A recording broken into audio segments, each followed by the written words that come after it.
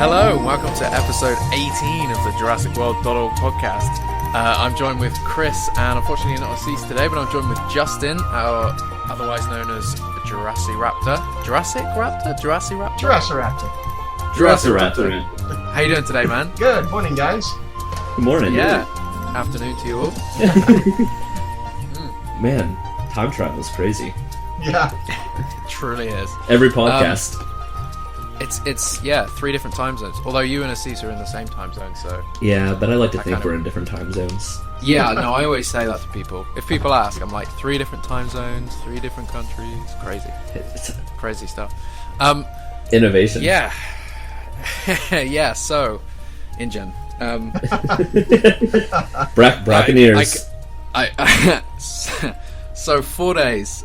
In fact, before I do this, JurassicFangear.com, check it out.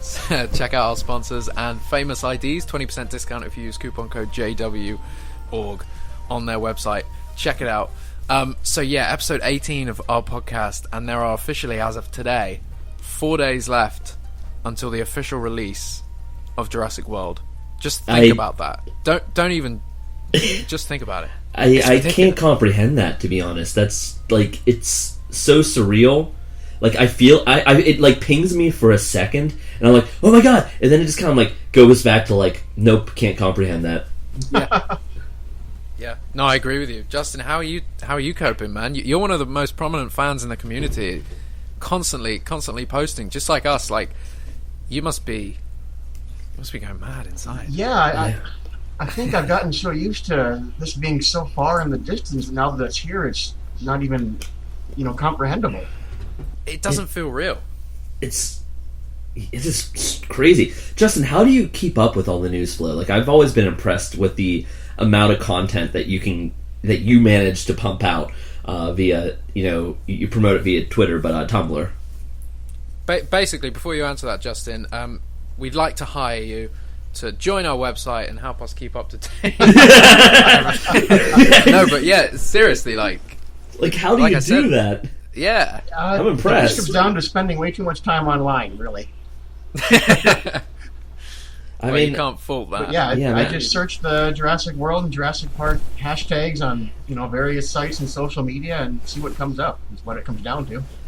Yeah, that's the way to do it. I mean, that's like what I was doing that for a while, and with the closer we've gotten to the release, the busier I've been in these past few weeks. So like my ability to kind of keep on top of some of the smaller fun things also has just kind of fallen, kind of spiraled a bit downward. But man, I am just impressed with the stuff that you find. Yeah, like that Lego build day Toys R Us thing. I just found that out of the blue yesterday just by searching Legos on Tumblr. So yeah, no, it's pretty amazing. It reminds me of way back in 2006, 2007, that kind of time. All I would do when I started up the site in 2008, all I would used to do to find news is Google news search Jurassic Park 4 and that kind of thing, and Steven Spielberg, Joe Johnston, try and find news like that. Little tidbits. Yeah. Back then it was just blogs like ours, just chatting about it, hoping it would happen. I mean, that's honestly the way to do it. You never know what you're going to find. I mean, it's funny. Sometimes the most obscure website, you might get like a mention from something that you had no idea otherwise. It might be someone who's working on a project or something like that. And you just find it like the most obscure little corner of the internet, and it's like blink and you miss it. Like, it's so easy to pass over. But there's a lot of like little, and especially with Jurassic World, there's been a lot of things that just kind of hit out of the blue. Like the VR. Have they formally announced that yet? No, it kind of came out of nowhere. They're advertising it. I think the Best Buy, Twitter, are advertising it. But seriously, come on, like that VR. In fact, hang on. Before that VR thing, I have to bring this up just because you reminded me about the little tidbit things. I remember I was on this forum years ago, and I got directed there because somebody had said there was some new Jurassic news, and this was just after 2008, 2009, when Kathleen Kennedy said, the project's dead because the unfortunate passing of Michael Crichton and stuff like that. And it was a tiny bit of news, and it was basically this guy had been working on a film set, and the cinematographer on the film set, or he was just on the set as well, was Shelley Johnson, the guy who was cinematographer for Jurassic Park 3. He always works with Joe Johnston, And I remember the quote was, this guy was Shelley was wearing a Jurassic Park T-shirt and came up to and they were chatting and stuff like that, and he was asking about the film, and Shelley was like, the project is far from dead. In fact, I was just talking to Joe Johnston about it, or something like that. And I just remember it. So I gotta find that story, man. I'm sure I've got it favorited somewhere. But it was way back. Nothing ever came of it. But then I think a year later, that's when Joe Johnston said, "New trilogy, new idea." I don't know. Wow. Really interesting. Could you imagine how if Joe Johnston was directing this film? It would be a dramatically different film. I mean, for one thing, we know this movie is Colin Trevorrow's movie. But I don't know what movie it would be, to be honest with you. Would it be the sales script or that kind of thing? I think when in 2009, 2008, 2009, when Joe Johnston was talking about that, I think it was far, because there was another interview with him with that Hitfix guy. I think he said it wasn't the dinosaurs with guns. That whole script was completely thrown. So I think whatever Joe was talking about was one of Spielberg's initial ideas of a new park or something like that. It would have it would have explored similar themes. But I don't think, you know how Colin came on board Uh-huh. said thanks, but no thanks, I can't do it with this script. Yeah. I don't think, it seems to me that Joe Johnston, not to bash him, but probably would have just gone with the script. It wouldn't be as, I don't know if it would be as thought out as what Colin brought to the franchise. Even though I haven't seen it, it just, is seeming that way. You can tell that he really poured his heart and soul into it. And I think what's important about that quote is to remember that Colin himself is a writer. I don't know if he was saying the script necessarily was bad, but he himself, as a writer with his own creative ideas, couldn't really attach himself strongly to the script that existed. Right. Which I think is totally respectable, and I love that he actually did that. That took guts to do. I mean, imagine being like, oh, awesome, being given that offer, an opportunity from Steven Spielberg, and needing to go back and be like, well, I love the opportunity, but the script didn't work for me. Like, wow. That's kind of crazy, because the script was from the Planet of the Apes writers as well, so, here's Colin coming along and saying, Spielberg, me old mate, thank you, but no thanks. It shows his passion. It's not just a paycheck gig for him. Exactly. Oh, exactly, yeah. It never Although I ceases bet he's making a sweet something from this film. Probably decent, but probably not as much as you'd think, considering how fresh he is to the industry. This is true, and obviously it's not about that at all. No, he's made a very clear name for himself, and a lot of people respect him now. Yeah, I think what you're thinking to get now is going to be his real gig on this.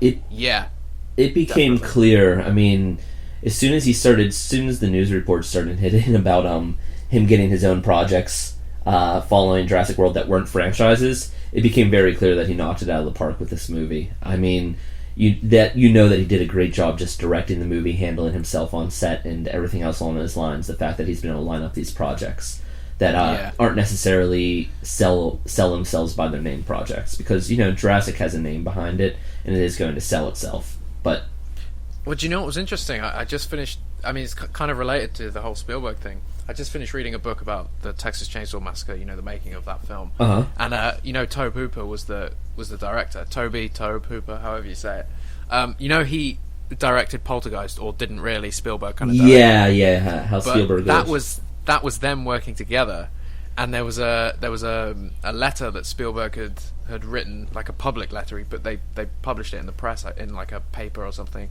and he was saying, Tobe, great working with you, like, it was great on set and stuff, and like, good luck with your next project. I think the difference here is that Spielberg's basically giving Colin a next project and like, really pushing him forward. I think Spielberg clearly sees what Trevorrow has to offer. I think that's a really good thing for the franchise. Yeah. I mean, even when you see the interviews, they ask how involved Spielberg was, and, he never was on set, actually. He was heavily involved in the pre-production process, Colin said. Like, almost like every day he was, just there in the writing booth with them. Yeah, and I did hear from a couple of sources that he was in a lot of meetings as well, a lot more than anybody thought he was going to be in. I guess he fell in love with the project more as it went along. It's his baby, after all, It just sounds like he was a lot more involved with Jurassic World than he ever was with Jurassic Park 3. Yeah. Jurassic Park 3. I mean, I don't remember Spielberg really. He had good things to say about the movie, and he's friends with Joe Johnston, but I don't really, the amount of Spielberg related pre-push, like the stuff that's going on with him for the marketing, like the featurettes and the broadcast. He's really in. Yeah, it's impressive. You don't see that with other projects that Steven's a executive producer on. Not really, at least. I mean, I can't think of anything. No. I wonder No, if that's damage control from JP3 when all they want to show people that they're doing it right this time. I reckon that has a strong factor in it. That was something I remember in 2002 or something like that. I'm like reminiscing all these years ago. I remember there was an interview with Spielberg and Kathleen Kennedy, and they were saying the next one we're going to do it right. Yeah, and it's such a strong message. You know, straight after JP3, they're like, yeah, we did it wrong. We goofed. We know it. And I remember. Do you guys remember TV Guide channel? And it was before you had DVR and everything like that, so you knew exactly what was on TV. You'd have to watch the TV Guide channels and channels. Yeah. They'd always have like a little talk show on the top section of the screen. I remember watching it, trying to see what was on TV, and they're like, "Well, we've got some breaking news for you." And I think this is at the end of 2001. I just remember them saying, "So they're like." It's happened. What we thought would happen. Jurassic Park 4 has been greenlit. They're like, we spoke with, I forget who it was at that point, but like we spoke with the producer. It was probably Kathleen Kennedy, but I can't say that. I would say Kath. Yeah, I think Frank Marshall came into it later. He was always involved with the franchise, but not in an official capacity. Not like this, no. Yeah, and I think it was it was around the sales script just after I think that he really got involved. I don't really know why, but I'm glad. Well, I really respect him as a producer. Did that have something to do with... Kathleen Kennedy was involved up until basically the Lucasfilm transition. Yeah, that's when I think it happened. Frank was involved all yes. 2006, 2007, like that. It was him who would speak about the movie, and Kathy was as well. But it was just kind of, I guess Frank always wanted in, maybe. Yeah, it's very possible. It also might be that they thought maybe a little bit of a fresher face to Jurassic in the producing team might be... maybe Kathleen Kennedy, maybe she felt like she should step away from Jurassic for a little bit. Yeah, maybe so. Maybe, and obviously they worked together on other projects anyway, so maybe they were going to combine forces and, make a good sequel. I'm just saying, just imagine where we'd be now if Jurassic Park 4 happened in 2004. Do you think this franchise would be completely dead, or do you reckon over the years they would have redeemed it? Because it's been 14 years. They would have crammed a few more movies into it. I don't even know, because the franchise game... I don't think Universal was on top of their franchise game then, and I don't think they were eyeing to be on top of their franchise game like they are now. I think recently we're seeing that they realize that there's a lot you can do with franchises and support them, and I'm just not sure if it would have got this love and support. We might have got a fourth Jurassic Park and then like a fifth direct-to-DVD Jurassic Park type of situation. Fuck, that would have been awful, man. Our franchise would be so bad. I know. The only thing I could say is the toys would have probably been better, because Hasbro was more on top of their game then. Yeah. We would have got the 2009 and 2011 toys, probably. Oh, man. Did I tell you guys the story between those toys, from what I understand? Yeah, about... Well, I mean, I haven't been able to fully confirm this, but through... basically, one way or another, from what I understand, those toys were, and I've been doing a lot into looking into this, they were going to have a backstory to them. I'm not sure how heavily featured that backstory is going to be, but they were about cleaning up Nublar. So I'm assuming it was the toy line was supposed to be like a precursor to Jurassic Park 4. For God's sake. It was sake. about engine mercenaries cleaning up Nublar. Like, it was supposed to be like guys going through the ruins and basically capturing dinosaurs and fending off dinosaurs. That's what the 2011 line was. So as far as I can tell, and I think that's why there was such a big backlash when the prototypes leaked and lawyers became involved, because I've never seen that happen before. I think it was because Universal saw it, and basically it was tied to Jurassic Park 4 at the time. Yeah. So it was basically like Jurassic Park 4 toys leaked. And I'm mainly talking about the vehicles. The humans in the vehicles that have the engine markings on them. That was like the G.I. Joe type stuff. Yeah. Explain why they're so militarized and look like G.I. Joes.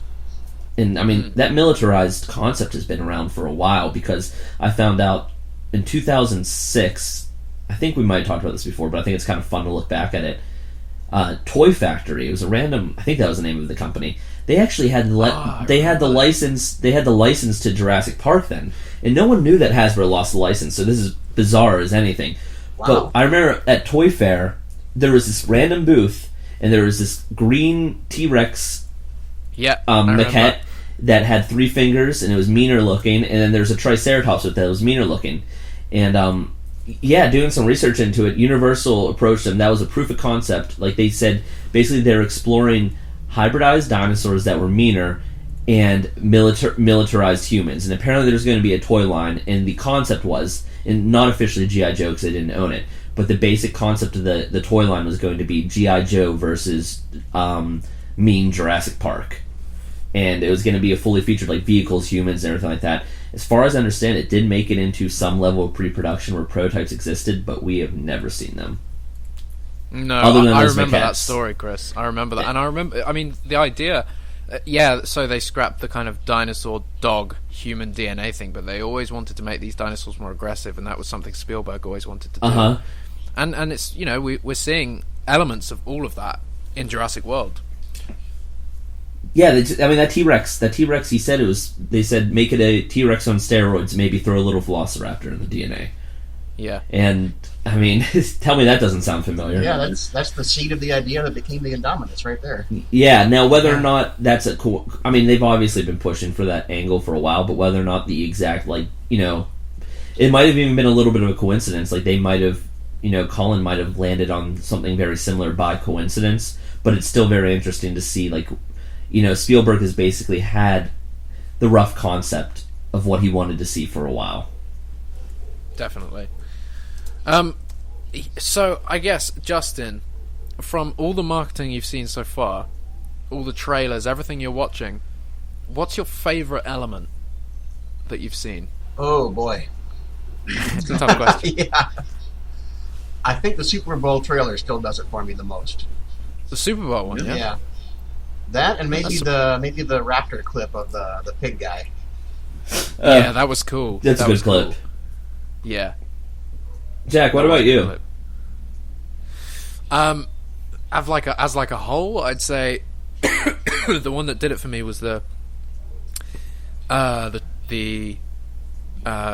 latest trailer. The one with the egg cracking. Yes, the super creepy one. Yeah, that's the best trailer they've ever put out. That is so creepy, though. Yeah, it's so creepy. That's exactly what I wanted for this movie. I like it. That one. I mean, I honestly, that one and the one with John Hammond talking. Yeah, that's a TV spot, isn't it, or an extended? Yeah, one. they're both sort of extended spots, but the most recent hatched one was 1.5 minutes, and apparently it was the final international trailer. Yeah, I think the egg hatching should have been the first trailer to kind of tease us into Absolutely. I agree completely. But at least we got it now. I think I've said this before. The first 2 trailers didn't fully grab me, and I was kind of worried about the movie. It was coming across as too epic, too big. Look at the scale, look at the CGI. But it was the global trailer. I remember I had a 30-minute break at work, and I sat down the minute that link went live, and I watched the global trailer. And I've never been more excited for the movie than when I watched that trailer. It was that one that did it for me. Yeah, no, I really enjoyed the global trailer. I still don't think any of the main trailers fully did it for me. I think they lacked that certain sense of intimacy that we know this movie very much has. It went out of its way to continuously show us the big and the grand and the unbelievable, which is perfectly fine, but I think it relied a little too heavily. Like, sometimes I love simplicity sometimes. Like, just a beautiful raw vista that totally exists and just one animal out in the distance. For me, sometimes that triggers the right emotional response, like visually and just, like I said, emotionally. And I think it lacked that sense of intimacy that we surprisingly got in that very horror style trailer, Hatched, because it was. I agree. It was very intimate. It was very, very intimate, and I really associate Jurassic Park with a sense of intimacy, if that makes sense. It always feels, it feels like it's something real and that you can touch, as Alan Grant would say. Or no, it's Hammond. Well, no.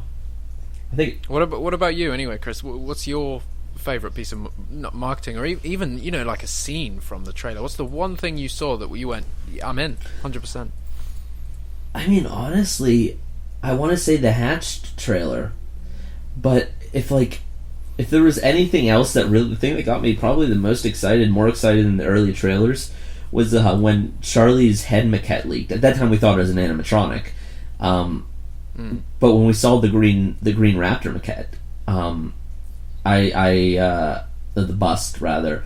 I'm like, oh my god, it's real, it's happening, and it worked really well for me. And then the Mark Engler poster as well. Oh yeah, the Mark Engler poster was fantastic. Really, really nice. I'm staring at mine right now. It's beautiful. Oh yeah, you've got one, man. Yeah, I got lucky by hooking someone up with something that was out of my price range entirely, but I had discovered it, and it was something cool, Jurassic Park related, one of a kind. Wait, what?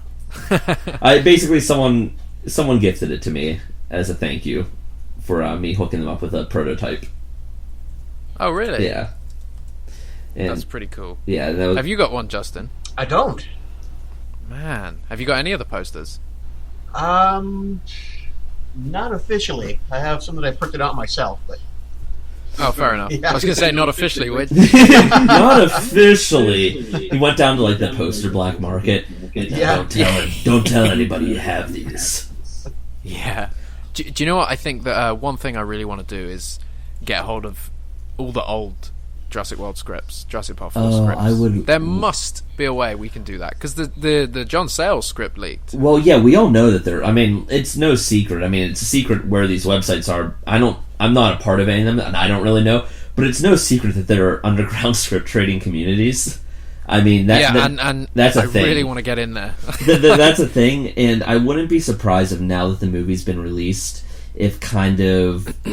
you tend to see after a movie gets released, somehow magically a script appears on the internet the same time as like a Blu-ray release, and it's basically at that point, I guess maybe like, and essentially in their minds, the gag order's been lifted. But there must be so many. I mean, again, we've talked about this on previous podcasts, but yeah, I really, really want to see what they were doing for 14 years. I'm just so glad that we own the John Sayles script that we had, that came out, because it was a honestly wonderful read. Getting to read that after like hearing this crazy concept as a child, and finally getting able to read it, like, whoa, what the hell, man! It's such a weird story.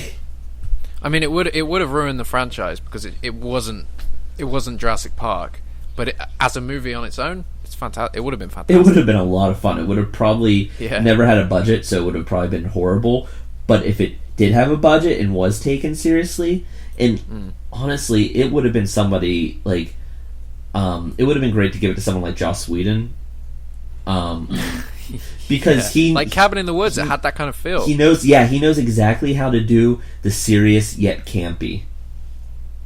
Yeah. Justin, have you read the Sayles script? I have. What did you think? It was pretty freaking nuts. It's the best way to describe it. It has some interesting concepts, though, that I enjoyed. I mean, there's a lot of familiarity looking into Jurassic World. A lot of familiarity. And parts of that made its way into some of the IDW comics, too, which I found interesting. That's what I heard. Oh, yeah, so they did. I've actually never read the IDW comics. I don't own them. I'd really like to get on that. I was going through like a phase where I really wanted to go through them, and I would just always never be bothered at like that point when those were out in stores. I'm like, I should get those, and I'm just like, no, Jurassic Park 4 is never happening. I got the first 5, I think. I got up to, spoiler alert, when Ludlow returns. I remember hearing about that, and I was like, what? Yeah, I got up to there, and then I was like, do you know what? I'm gonna wait. I'm gonna wait a bit. They were fun though. They were pretty good. It was just nice to have something new. I love the cover art. And I remember leafing through one, and I saw a pteranodon fighting a polar bear, and I'm just like, well, that's fucking cool. That's bizarre as hell, and I don't know why a pteranodon's fighting a polar bear, but there you go. I've got a pteranodon fighting a polar bear, and honestly, that's an interesting concept. We've seen what happens when dinosaurs intermingle with humans, but what happens if in the future we see dinosaurs intermingling with other top predators of our planet? Nature. Yeah. That's why I keep saying Africa, guys. It has to be Africa. In fact, yeah, Justin, like, obviously we haven't seen Jurassic World, so we don't know what happens at the end of it. But where do you want to see the franchise go? Because naturally it's not going to stay on the islands, correct? I just don't think it's going to stay there. I would love to see like a chase movie through the Central American jungles. Tracking down raptors. Yeah. I'm in. I was just chatting with someone about the future, like not a podcast, but chatting with someone about the future of Jurassic Park. And as much as I love the concept of Central America, I feel like, there will be visual diversity that we haven't seen. I do feel like it will still look a little too similar to the islands in a lot of ways, which is why I almost feel like jumping to another continent would be really, really interesting, because it would just add such a level of a different flavor to the series. Both the setting would add a completely different environment and a visual tone, and I think it could just really be a fresh look for the franchise, and it could be exciting because it's just like, oh man, we can go to Africa. Where else can we go with Jurassic Park movies? The sky's the limit, really, at this point. And I think that that's really what it's supposed to be. I mean, I don't want to see dinosaurs overtaking major cities, and honestly, living in the U.S., the idea of seeing like a Jurassic Park movie in the U.S. is kind of appalls me. And I'm fine with the San Diego scene. I'm just like, the idea of it happening on a widespread account, like, I don't want to see it. I see too many United cities of the United States in movies as it is. Like, most of them lack a little. They lack character for me in terms of, I'm just not a big city person. Yeah, it's been discussed before, but it worked for Planet of the Apes, but I really don't think Planet of the Apes is... I don't think dinosaurs have a strong chance taking over an entire city. I just think the military would just stamp that down pretty quickly. I think smaller dinosaurs actually would be the ones that pose the threat. And by the way, I just realized I had a dream about compies attacking somebody last night. And I think I was watching Jurassic World, and I was like, shit, compies are in Jurassic World? I didn't know that. I just remember that right now. But anyways, I think smaller dinosaurs would be the bigger threat, because they would just be harder to stop from spreading. They could start damaging the ecosystem. I mean, they could start killing off, other animals and throwing off the entire natural balance of things.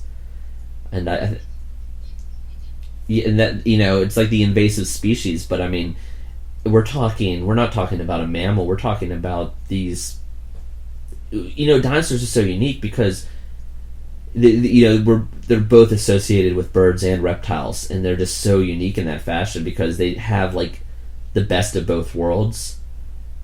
And they would be top predators. They would really disrupt the food chain. Yeah.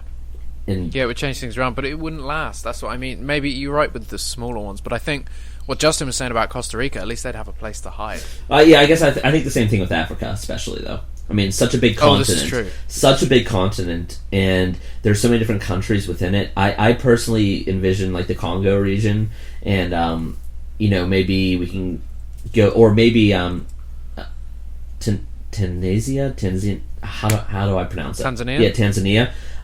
That would probably be a fantastic, because we can go to the savannah of we can head out see Mount Kilimanjaro. There's just so many different things that we can see. And we can really see that iconic African look of when you see the giraffes walking down when the sun sets behind them, and it just gorgeous, absolutely stunning. It's in our real world, probably one of the most beautiful things I've ever seen.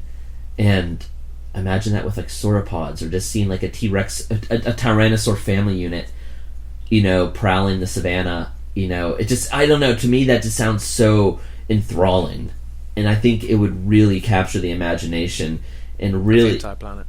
Yeah. God damn it. It's all the quotes, man. It's all the quotes. I don't know. I really like there's so many different places I would like to see. I would like to see dinosaurs in snow. I wouldn't mind an Ice Age park concept in Siberia, but I don't know how much they could do with that. It's a good thing Assis isn't here. He'd be fighting you. Yeah, he does not like that idea. No? And I can see his point. I think it's like you just said, Justin. It could last, but it wouldn't last for long. I don't think. I think. Yeah. I mean, I think it could just get a bit plain. Well, I think what's interesting, I think if we went into Siberia, there were Arctic dinosaurs, Cryolophosaurus, Pachyrhinosaurus, among others. And they're actually pretty unique looking animals, and they would give a little bit of a visually diverse look. So if there was a reason why NGen, Masrani, or another company had a facility, maybe not even a park, but a facility in another section of the world where they're breeding animals for one purpose or another, I think it could really provide a good, really interesting feeling, and especially because it has that sense of isolation, and it has that sense of just like another world. It's very, the tundra of Siberia is very wild, and I love the idea of wild. But at this point though, it's still attached to civilization. It's very remote, but now it has that threat that it's attached to. It's no longer an isolated ecosystem. And I think that's what really can, we still can explore these themes in these isolated environments, but they're no longer segmented off from the rest of the world. And I think that's really an interesting concept for the future Jurassic. Yeah, I think that's where it's naturally going to go. I mean, Colin said in that interview recently that he's kind of established it, so the next one can be off the island. I love that concept. I mean, I know, like, for a long time with Jurassic Park 4, people kept, promoting dinosaurs on the mainland. There were a lot of really cool fan logos where it'd be, like, the Jurassic Park T-Rex with, like, skyscrapers in the background. And, like, really well-done fan logos. But that idea never appealed to me. Like, the idea of, like, almost like a post-apocalyptic major city dinosaur movie just isn't doing it for me. I like the idea... It wouldn't work. I like the idea of grave consequences by introducing these animals into our ecosystem, but not in like a Planet of the Apes way. And there's so many low-budget sci-fi dinosaur movies that take place in a city that it wouldn't be very unique, I don't think. I totally agree. And, okay, if there's one thing that actually kind of bums me out, is I don't think we'll ever get DX, the virus from the books, in any sense, because I feel like I think modern cinema audiences would immediately be like, oh, they're copying that from Planet of the Apes. But not even that. I think these new dinosaurs that they bred in Jurassic World are new, aren't they? And they're not the same as last time. So maybe maybe that's something that's not even a factor anymore. Yeah, I mean, because it was only in the novels anyway. So yeah, no, I think that there was probably a time where they considered exploring that theme and concept in the movies. And I think it's still valid even now. I think it could be done interestingly. I think that it would have to go through changes, and I like the idea of it maybe being communicable to modern day animals. Maybe instead of wiping out humans, if it was wiping out birds or something, it could be very interesting. Because if you wiped out birds, it would honestly. I mean, you got to figure that would change.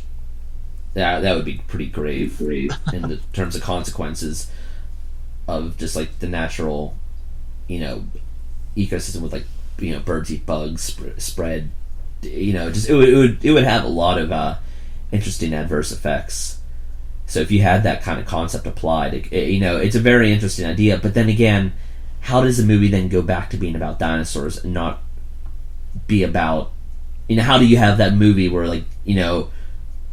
people, this disease is causing issues? How does it go back to somehow people are being eaten by dinosaurs? Because the long story of it all, we want to see great characters, we want to see a good story, and we want to see people be eaten by dinosaurs. People have been seeing this movie in LA, and I'm just going over the front page like I do. There's so much news. There's so many trailers. There's so many TV spots. There's so many interviews. There's some good interviews with Colin. Actually, yeah, I haven't been able to keep up with it.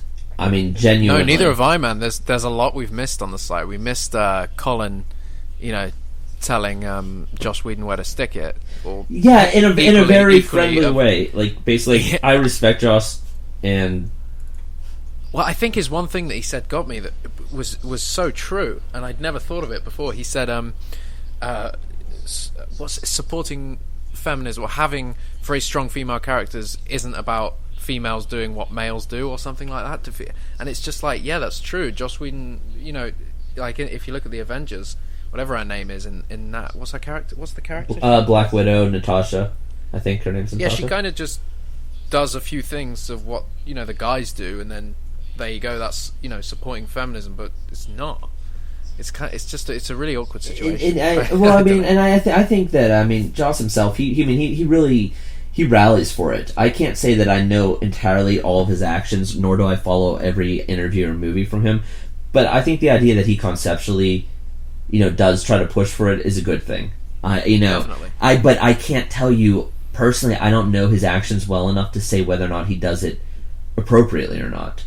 And I'm not sure if he's, been fair or if he's a lot of talk. But I mean, it's hard for me to say. I know that's a whole nother subject, to be honest with you.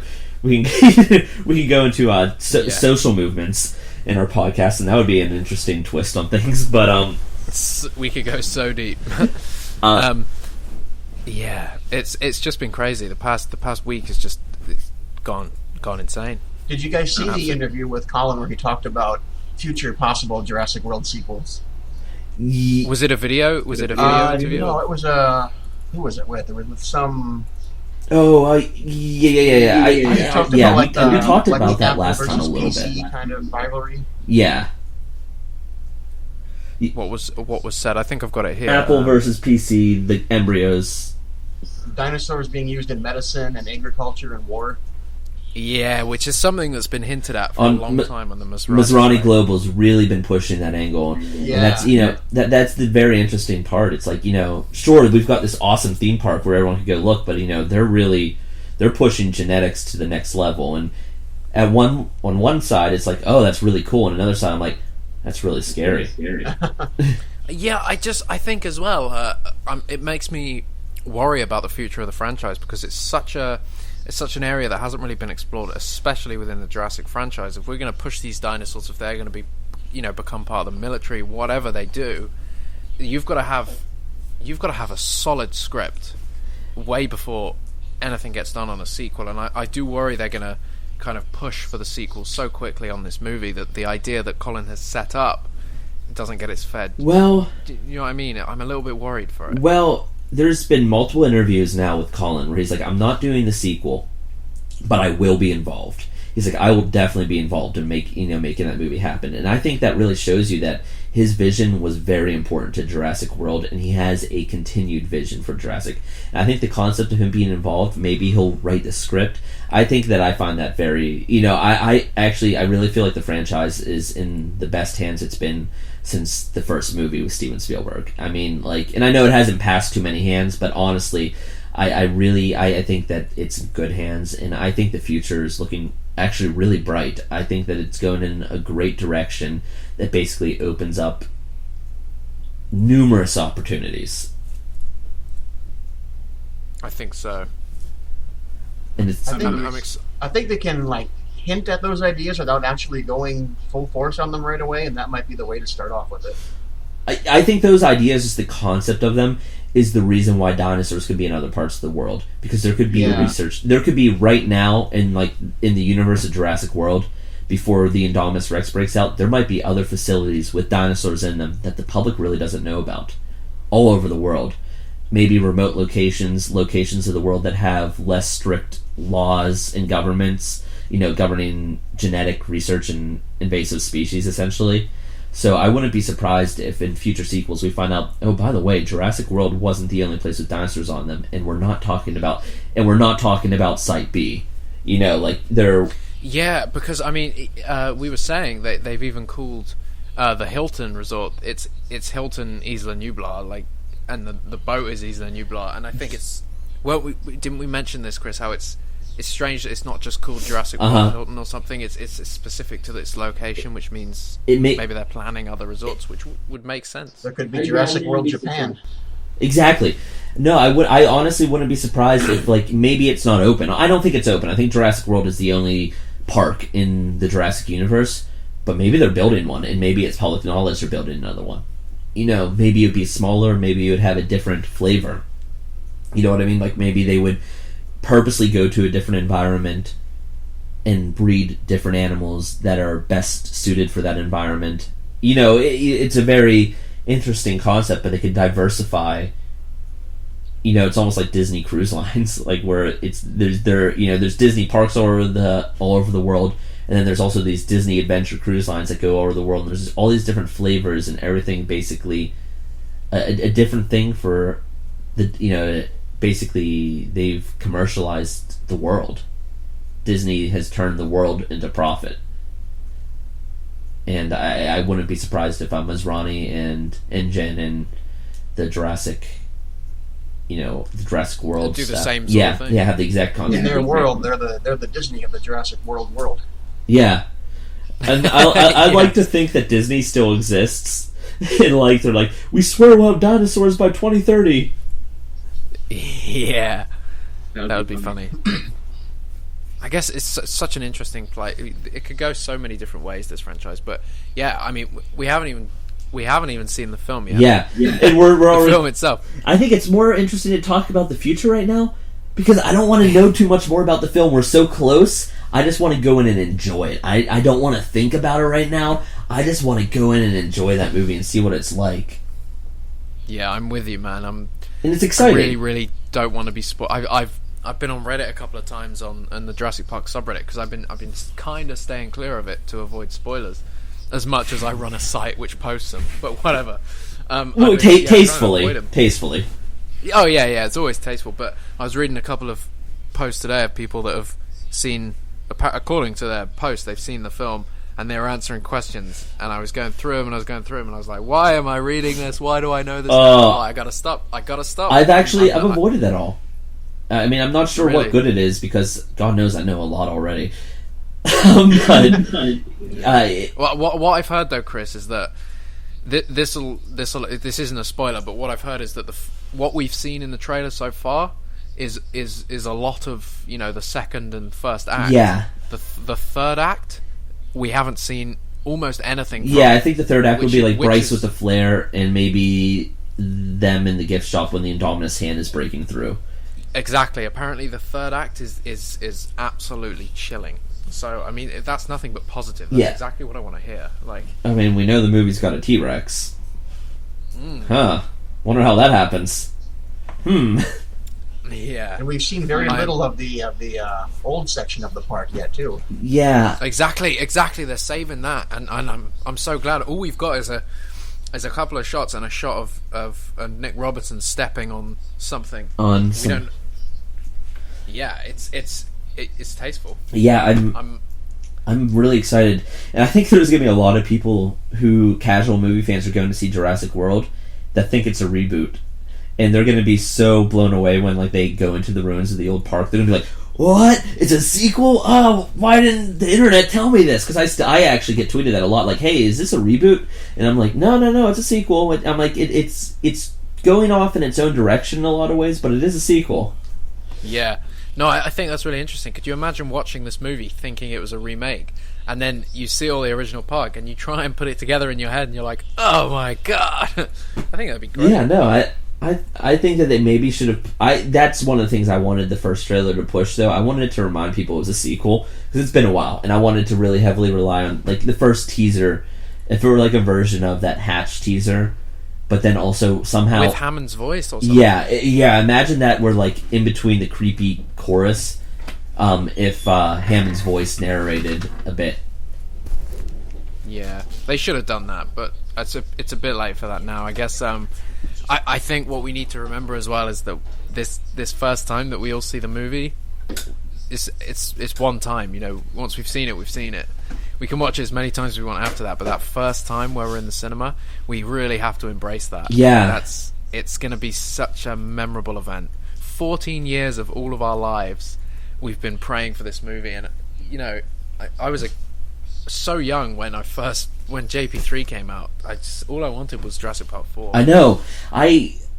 Knowing if my 12-year-old self or however old I was when JP3 came out. I can't really recall, maybe 10, I don't know. If I would have known that I'd be seeing this movie, especially like in the position that that we all are in, and I would have been like, nah. If someone would have told me like what my future for seeing Jurassic Park 4 was, I'd be like, you're lying to me.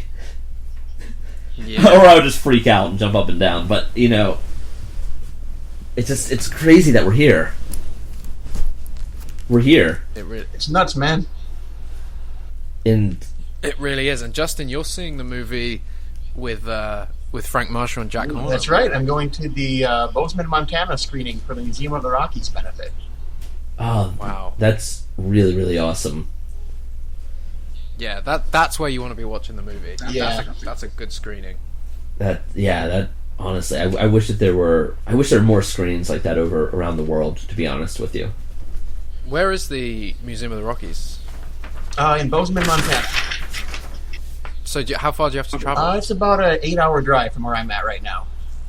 Oh, that's not too bad. Not too bad. A friend of mine are going to go up and make it a road trip. And Hey, that sounds good, man. And if Assis was here, he'd be saying you'd be blasting Mike Giacchino's music, which would segue us onto talking about the score. Yes. I've pre-ordered the album and I got the 2 tracks in my iTunes. So good. Yeah, I honestly, after listening to the previews, I was a little worried. I think that he's an amazing composer. I was worried that his style might be too, his signature style might be too present in the album, and it might not sound Jurassic enough. But everything I've heard, it sounds like him, but it just has such a Williams feel to it, and it just, I love it. It's beautiful. Absolutely beautiful. Yeah. I'm really enjoying the score. What do you think of it, Justin? I like it. There's little hints to the Lost World game soundtrack he did in there, and there's little hints to the JP3 soundtrack as well, which I kind of appreciate. Yeah, no, you're not wrong there, man. I noticed that it sounded a little bit like the PlayStation Lost World game. Yeah. Just a tad. Just some elements of it. I don't know if you know this song, but I would have died if he would have redone Canyon Brigade. It had such a cool, like, little motive type of theme going for it. It was the song in the Lost World game soundtrack, Canyon Brigade. Listen to it if you haven't. And it's got such, like, it takes like a minute for it to kick in, or maybe 40 seconds or something. But once it kicks in, it's such a powerful, memorable, like, whistleable, like, it's a theme that you can whistle and hum so easily. And if that appears in the movie somehow, I would be like, oh my god, that's so great. Yeah. And I think the way he incorporates the familiar Williams theme and the amount of time he does it is just right. Yeah, I think so, man. It's not too heavy on, it's not too in your face, but it's when the Jurassic Park theme comes in, it's just like, fuck yeah! Yeah. Here we go. It's there when you need it. And it makes you wonder, like, what music will play when they find, like, the ruins of the old park, you know? Will it be... Oh, come on, man. I'm so like, excited. I'm so excited. And, like, I listened to the soundtrack previews, and honestly, I feel like there's definitely... I mean, we know that he said he recorded more music than what's on that soundtrack. And so, that's not everything. So there are going to be some bits, unfortunately, where after the movie comes out and after we have the soundtrack, we're going to be like, why isn't this song released? And I'm already, in my head, I'm already like, hopefully we get a 2-disc deluxe edition down the road of the soundtrack where we have all the other unreleased, because I can already see parts where, like, we obviously don't have the music from, and I'm, like, already anticipating that. Like, the soundtrack isn't even out yet, and I'm already thinking about the songs that didn't make the cut. Yeah. He posted those pictures of the sheet music, and some of those titles aren't in there, so we know that Correct. for sure we're missing some of them. Yes. Yeah. And hey, what do you guys think? Deleted scenes, do you reckon that was a thing for Jurassic World? Well, there must be a couple along the way. The poop scene, the poop scene got cut. This is such a funny. That's already cut. Poop scene? Yeah, that got cut. What? The scene where Bryce Dallas Howard smears poop on herself, dino poop. Oh, how do we know that got cut? Because she said so in an interview. She said it didn't make the final cut. What? Yeah. I didn't know that. Oh, yeah. Okay. Fair enough. Yeah, she said there was a scene. She's like, and they used it in one of the TV spots. Yeah, I saw. Yeah, it's weird they would put that in the TV spot. And it's just kind of like, whoa, okay, but yeah, apparently that didn't make the cut. Well, I wonder if that will make the Blu-ray, or if they'll keep the deleted scenes from us like they've done for every other film. I think they'll probably release them. I don't think we're going to get an extended edition or anything along those lines. No, somebody... Because I remember saying on a couple of other podcasts, I said something about, I really hope we get a director's cut along the way, and then somebody asked Colin on Twitter, and he was just like, you're going to see it in cinemas, so it's his movie. This is the director's cut June 12th, he said. Yeah, that's really cool. I'm glad. Yeah. Oh, and I don't have the link to it because I just saw it in passing when I was, like, running around.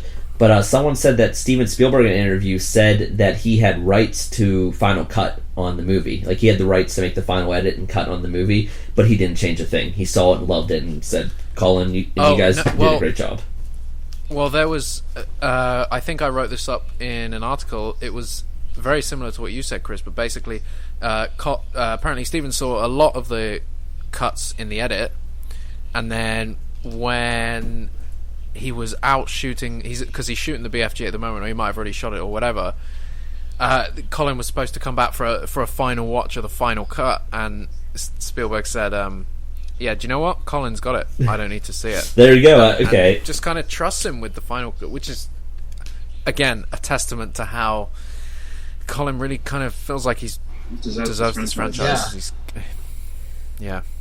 So I'm excited. Yeah, I'm so incredibly excited. Do you guys think we're going to get a making of or a director's commentary on the Blu-ray or anything along those lines? Actually, absolutely. I think so. I think that's definitely coming. I don't think it'll be as in-depth as we want, because we want a 14-year-long making of, basically. And I don't think we're going to get that. Any last words? Justin, anything you want to bring up? Just excited to see the movie, and I hope you guys enjoy it too. Yeah. Oh, thank you, man. Yeah, no, I'm really excited. I think Chris has said this on Twitter before. It would be really cool if all the fans could see it. Oh, it still kills me. Like, you don't understand how badly I wish I could see it with all you guys. Like, I wish I could see it with Jack. I wish I could see it with you. I wish I could see it with you, Justin. I wish I could see it with Assis. And, like, everybody on Twitter, they've just been so great. And I just could not imagine how amazing it would be to see the movie in the same theater together at the same time for the first time. It would have just been magical. Like, for the first time, I reckon everyone would cry. I think we'd all just be sobbing into each other's shoulders. Yeah. We have such a great community online. That would have been great. Yeah. Yeah, it would have been. Let's try it. Jurassic World 2. Let's do it now. The JurassicWorld.org meetup. Yeah. Let's do that. Let's do it. It'll be calling it now, guys. Worldwide. We'll have to, like, rent out a theater. We'll have to, like, talk to Universal. Be like, okay, so we need your help finding out how to rent out a theater, because we've got a lot of people coming.